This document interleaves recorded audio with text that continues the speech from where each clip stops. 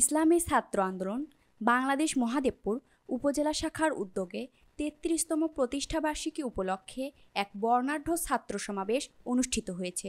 শুক্রবার ২০ সেপ্টেম্বর সন্ধ্যায় মহাদেবপুর উপজেলার ডাকবাংলো মাঠে এ সমাবেশের আয়োজন করা হয়। উক্ত সমাবেশে ইসলামী ছাত্র আন্দোলন বাংলাদেশ নওগাঁ জেলা শাখার সভাপতি মোহাম্মদ আশিকুর রহমানের সভাপতিত্বে প্রধান অতিথি হিসেবে উপস্থিত ছিলেন ইসলামী ছাত্র আন্দোলন বাংলাদেশ কেন্দ্রীয় কার্যনির্বাহী সদস্য মোহাম্মদ আহমদ শাফি এবং প্রধান বক্তা হিসেবে বক্তব্য রাখেন ইসলামী ছাত্র আন্দোলন নওগাঁ জেলা শাখার সাধারণ সম্পাদক মোহাম্মদ নাজমুল ইসলাম। এছাড়াও বিশেষ অতিথি হিসেবে উপস্থিত ছিলেন ইসলামী আন্দোলন বাংলাদেশ মহাদেবপুর শাখার সভাপতি হাফেজ মোহাম্মদ আজাদ হোসেন সহ স্থানীয় বিভিন্ন পর্যায়ের নেতৃবৃন্দ। প্রধান অতিথি আহমদ শাফি তার বক্তব্যে বলেন, বর্তমান রাজনৈতিক পরিস্থিতি অত্যন্ত নাজুক।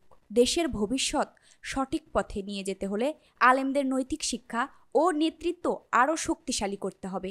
তরুণদের ইসলামের আলোকে গড়ে তুলতে হবে, যাতে তারা জাতির কল্যাণে কাজ করতে পারে। প্রধান বক্তা মোহাম্মদ নাজমুল ইসলাম বলেন, আলেম সমাজের ভেতরে নানা বিষয়ে সংস্কার প্রয়োজন, যাতে তারা সমাজের পরিবর্তন ও উন্নয়নের অগ্রদূত হতে পারে।